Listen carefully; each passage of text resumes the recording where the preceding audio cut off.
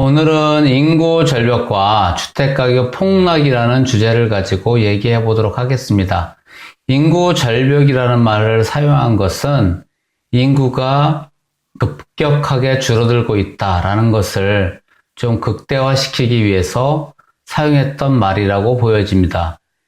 그냥 많이 사용했던 말이에요. 근데 지금은 조금 들어갔죠. 부동산 가격이 떨어진다라는 말을 할 때, 아니면 부동산 가격이 폭락을 한다라는 말을 할 때, 인구 얘기를 항상 합니다. 그러면 인구 문제가 얼마나 심각한 상태인지 자세히 알아보고 싶어서 주제로 선정했고요. 인구가 집값을 결정하는데 어떤 역할을 하는지 보고 부동산을 이해하는데 조금이나마 도움이 되었으면 좋겠다라는 생각에 주제로 선정하게 되었습니다. 저는 주택가격이 오르는 이유에 대해서는 첫 번째로는 인플레이션으로 인한 가격 상승이다 라고 봤고요. 두 번째로는 대한민국의 인구는 아직도 증가하고 있다 라고 얘기합니다. 세 번째로는 인구가 증가하지 않아도 주택은 더 필요하다라는 것을 주장할 것입니다. 왜인지는 뒤에서 설명하도록 하겠습니다. 최종 결론은 필요주택과 공급주택의 시간차에 의한 수급 불균형과 같은 주택 내부 요인 문제와 주택 외부적인 요인, 즉 유가, 금리, 돈의 유동성, 정부의 정책 같은 것을 종합적으로 반영해서 가격은 결정된다라고 저는 결론을 내립니다. 그러면 현재 인구는 줄어들고 있는지 살펴보도록 하겠습니다. 보고 있는 영상은 2006년 매스컴에서 너도나도 2019년부터 인구 감소가 일어난다는 얘기를 했고, 그래서 큰일이다 라고 말을 했는데요. 그게 잘못된 방송이라기보다는 당시의 통계를 말해주는 방송이었어요. 당시의 출생, 사망, 이동 데이터를 가지고 추계했을 때 2019년부터 인구 감소가 이루어진다는 것을 얘기한 것입니다. 자세히 내용을 보도록 하겠습니다. 기사 내용을 보면 통계청이 발표한 인구 추계에 따르면 지난해 기준으로 해서 오는 2018년 4,910만 명을 꼭지점을 찍은 뒤 2019년부터 감소세로 접어들어 2050년에는 4,200만 명 선까지 줄어들게 됩니다. 라고 신문기사 내용입니다. 현재 2050년 추계 인구는 4,200만이 아니라 4,900만 명으로 변화되었습니다. 여기서 조금은 생소한 용어 중에 하나가 추계 인구라는 말이 있는데요. 추계 인구라는 것은 향후 인구 변동 요인, 즉 출산, 사망, 이동별, 가정에 따라 추계한 장래 인구 규모와 연령별 구조에 대한 추정치를 말을 합니다. 다음은 그래프를 보고 얘기하도록 하겠습니다. 대한민국 추계 인구입니다. 2019년 현재 5,180만 명에서 서서히 인구가 증가하여 2031년 5,290만 명으로 정점을 찍고 서서히 줄어들 것입니다. 현재에서 추정하여 개선되었는데 다음은 인구 추계 피라미드로 인구 구조를 보도록 하겠습니다. 전국 인구 추계 피라미드이고요. 기준연도가 올해인 2019년도입니다. 2019년에는 25세부터 60세까지 두터운 연령층을 형성하고 있는데요. 다음은 2031년 인구 추계 피라미드를 보도록 하겠습니다. 35세부터 70세까지 두터운 연령층을 형성하고 있고 10대와 20대 연령층이 상대적으로 많이 빈약하네요. 2031년은 대한민국의 인구가 가장 많은 시기입니다. 인구 추계 인구는 5,295만 7천 명입니다. 다음은 2050년도를 보도록 하겠습니다. 50세에서 80세까지의 두터운 연령층을 형성하고 0세에서 40세까지가 상대적으로 인구층이 매우 빈약한 것을 보여주고 있네요. 이 또한 현재의 추계라는 것을 잊지 않았으면 좋겠습니다. 앞으로의 변수는 감안되지 않은 것이라는 것을 다시 한번 말씀드리고, 인간은 이런 상황을 그냥 지켜보고만 있지는 않습니다. 무언가 해결하기 위해서 노력을 할 것이고, 이것은 변수로 작용할 것입니다. 그럼 지난 과거 인구가 감소했던 곳은 집값이 떨어졌나 볼까요? 시도별 인구 현황을 보도록 하겠습니다. 여기서 샘플로 끌어온 것은 서울특별시, 부산광역시, 인천광역시, 그 다음에 세종시, 경기도, 강원도 정도를 가져왔는데요. 여기서는 편의상 서울특별시와 경기도만 보도록 하겠습니다. 가장 상단에 녹색으로 표시된 것이 경기도의 인구 현황인데, 경기도의 인구는 꾸준히 늘어나고 있는 것을 볼 수 있습니다. 바로 아래에 주황색으로 표시된 선은 우하향하는 그래프를 그리고 있으며, 서울 인구는 다소 감소한 것을 볼 수 있습니다. 서울의 인구는 감소하고 있는데 집값이 올랐다? 인구가 감소하면 집값이 내려간다는 것은 잘못된 말이라는 것을 증명하고 있네요. 그럼 인구 변화와 가구 변화를 보도록 하겠습니다. 서울 지도인데요. 왼쪽이 2000년 서울 전체 인구를 색깔로 표시했고, 오른쪽이 2017년 서울 전체 인구를 색깔로 표시했는데, 색깔의 변화가 거의 없으나 우측 상단을 보면 색깔이 옅어진 것 몇 군데가 보이고요. 서울 전체적으로는 인구가 조금 줄어들고 있는 것을 알 수 있습니다.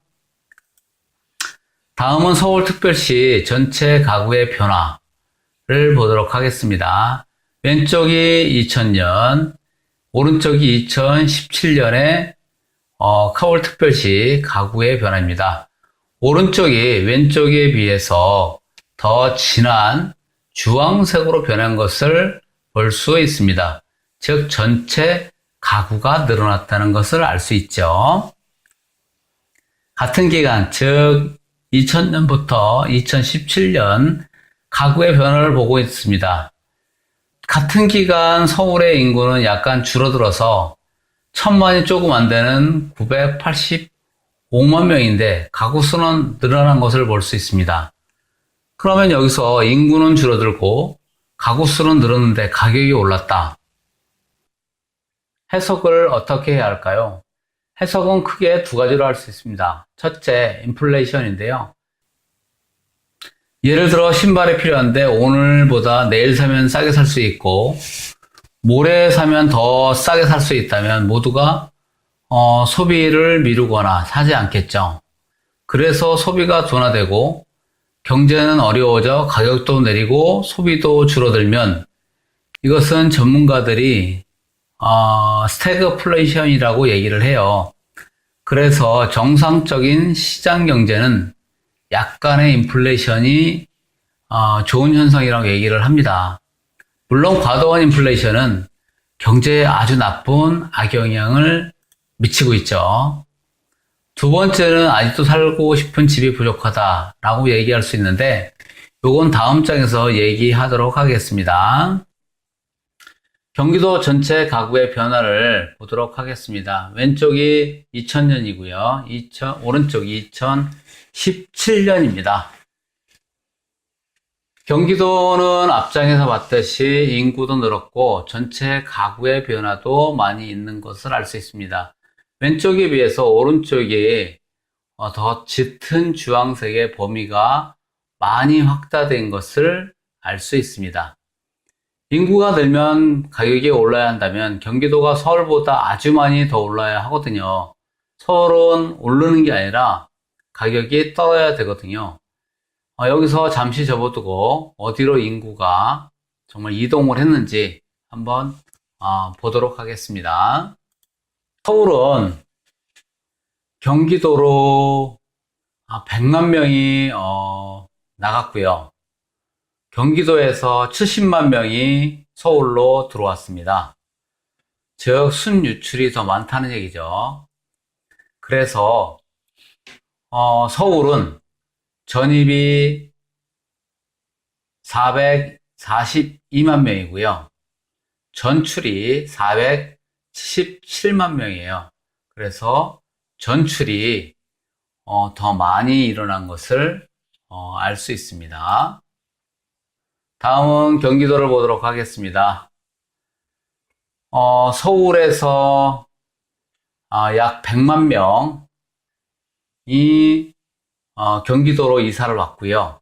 경기도에서 서울로 이사를 가신 분들이 70만 명에 달합니다. 즉 서울에서 경기도로 이동을 한 것을 알 수 있습니다.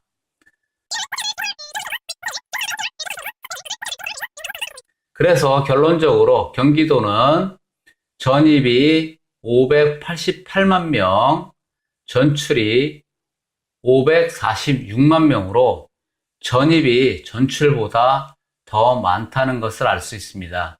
즉 경기도의 인구가 전체적으로 늘어났다는 것을 알 수 있는 거죠. 사진은 추첨일이 1980년 3월 2일인 주택복권이고요. 1등의 당첨금은 1000만원이네요. 416회 100원이라고 써 있는데 100원을 주고 사는 건가 봐요. 지금 로또를 사는데 2,000원이니까 약 20배가 올랐고요. 그래서 당시의 당첨금의 20배를 해보니까 2억이 되네요. 단순 계산을 하면 80년대 1000만원의 가치는 현재 2억 원 정도가 되지 않을까라고 간략하게 추측을 해봅니다. 계산이 정확하지는 않겠지만은 인플레이션이 일어난다는 것을 알 수 있죠. 즉 돈의 가치가 내려간다는 얘기입니다. 부동산의 특징 중 하나가 실물이기 때문에 인플레이션이 발생하고요. 또 다른 말로는 인플레이션이 발생할 때 인플레이션을 해치할 수 있다라고 얘기를 합니다. 지금 무슨 말이냐면 다른 물건에 인플레이션이 일어나서 반영을 되듯이 부동산에도 인플레이션이 반영된다는 얘기입니다. 즉 돈의 가치가 떨어진 것만큼 어떤 인플레이션이 올라간다는 말이죠. 다음은 그래프를 보도록 하겠습니다. 왼쪽은 2016년 인구 1000명당 주택수를 나타낸 것이고요. 오른쪽은 2017년 인구 1000명당 주택수를 나타낸 것입니다. 수도권, 서울, 인천은 전국 평균 1000명당 주택수보다 주택수가 적은데요. 이것은 한 개의 주택에서 더 많은 사람이 살고 있다는 것을 얘기해 주고 있습니다. 여기서 수도권이라면 서울, 인천, 경기를 합쳐서 얘기하도록 하겠습니다. 맨 좌측에 보시는 것이 전국의 어떤 평균 1000명당 가구의 수이고요. 두 번째 오렌지색으로 표시된 게 수도권입니다. 세 번째가 서울이고요. 녹색으로 표시된 게 인천인 것을 알 수 있는데요. 수도권, 서울, 인천 모두가 전국 평균보다 주택의 1000명당 주택의 숫자가 더 적은 것을 알 수 있고요. 이 의미는 한 개의 주택에서 더 많은 사람이 살고 있다는 얘기를 표현해 주는 것입니다. 그러면 분석의 의미를 살펴보도록 하겠습니다. 인구 1000명당 주택의 개념. 인구 1000명당 주택수는 주택보급률과 같이 주택보급의 양적 지표이기는 하나 가구가 아닌 인별로 주택보급을 측정하는 방식입니다. 인구 1000명당 주택수의 의의 및 활용도를 보도록 할게요. 인구 1000명당 주택수 추이. 인구 1000명당 주택수가 2000년에 356.85였고요. 지속적으로 증가하고 있습니다. 2017년 총 인구수가 5142만 명으로 2016년 5127만 명에 비해서 15만 명이 증가했습니다. 즉 0.3%포인트 증가를 했죠. 다음은 2017년 총 주택수는 2031만 호이고요. 2005년에는 1988만 호에 비해서 43만 호가 증가를 했습니다. 즉 2.2%포인트가 증가했다는 얘기죠. 수도권의 경우에 2017년 인구 1000명당 주택수가 365.85로 전국 평균 395.0호보다 상대적으로 낮아 수도권 주택 공급을 확대할 필요가 있음을 시사했습니다. 국제 간 비교를 한번 해보도록 하겠습니다. 인구 1000명당 주택수는 주요 선진국에 비해서 매우 낮은 편인데요. 일본은 1000명당 주택수가 450.1호, 이게 2015년 데이터입니다. 영국은 438.75고요. 향후 전망을 보도록 하겠습니다. 2018년, 19년 주택 공급 증가 예상에 따라 1000명당 주택수는 증가 예상을 했고요. 정리하겠습니다. 현재 일본의 인구 1000명당 450.1주택을 있다고 가정할 때 한국은 일본보다 1000명당 55.1주택이 부족하고요. 한국의 서울은 일본보다 1000명당 76.3주택이 더 필요합니다. 여기서 서울을 도시 포함한 수도권, 서울은 한국 내에서도 1000명당 주택수가 가장 적고 일본과 비교했을 때 1000명당 주택수가 매우 적은 것을 볼 수 있고, 그러므로 인구가 증가하지 않는다고 가정해도 향후 몇 년간은 주택의 수요가 있다는 것을 보여주는 중요한 데이터입니다. 다시 한번 결론을 말씀드리면, 단순히 인구가 증가하면 가격이 상승하고 인구가 감소하면 가격이 하락한다 라고 보는 것은 무리가 있는 것을 알 수 있죠. 대한민국의 인구의 절반이 살고 있는 수도권에 1000명당 주택수가 다른 도시에 비해서 적은 것을 알 수 있고 일본보다는 매우 적은 것을 알 수 있어요. 만약에 인구의 감소가 주택 가격에 직접적으로 영향을 준다면 서울의 인구는 감소했기 때문에 집값은 하락했어야 되고요. 경기도의 인구는 늘어났기 때문에 많이 증가해야 했습니다. 그런데 결과는 어땠나요? 서울의 집값이 많이 상승한 것을 볼 수 있어요. 이것으로 다시 한번 말씀드리면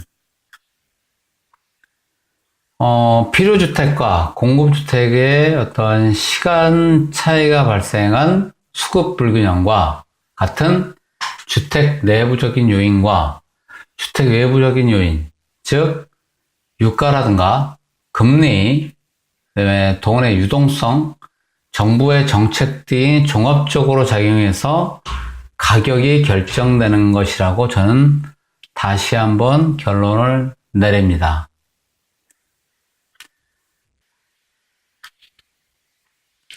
늦게까지 시청해 주셔서 대단히 감사하고요. 좋아요와 구독은 좋은 컨텐츠를 만드는 데 큰 힘이 됩니다. 감사합니다.